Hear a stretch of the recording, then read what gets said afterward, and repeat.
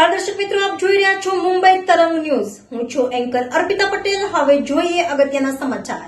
અમરેલીમાં ભાજપમાં સબ સલામત ધારી ખાતે ભાજપના ઉમેદવાર ભરત સુતરિયાના અભિવાદન સમારોહમાં એક મંચ પર જોવા મળતા નેતાઓ।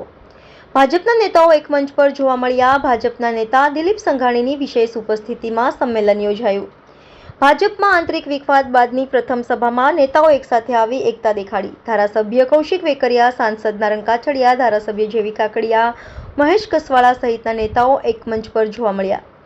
ગઈકાલે હકુભા જાડેજા દ્વારા મિટિંગો યોજવામાં આવી હતી અને જૂથવાદ ન હોવાનું જણાવ્યું હતું, ત્યારે આજે એકસાથે જોવા મળતા નેતાઓ।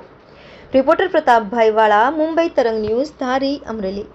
આજે અમરેલી જિલ્લાની ખાસ કરીને અમરેલી લોકસભા ક્ષેત્રની ચૂંટણી જાહેર થઈ ચૂકી છે।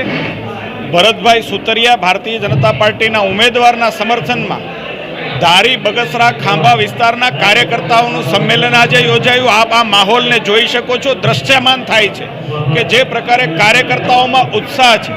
ભારતીય જનતા પાર્ટી અમરેલી જિલ્લાની ટીમ એક ટીમ થઈને ભરતભાઈને જે પ્રદેશ ભારતીય જનતા પાર્ટી આપેલો લક્ષ્યાંક 5 લાખ કરતાં વધારે મતથી ભરતભાઈને જીતાડવા એ અમારું લક્ષ્ય છે। પાર્ટી આપેલા લક્ષ્યને કાર્યકર્તા પરિપૂર્ણ કરવા માટે થનગની રહ્યું છે।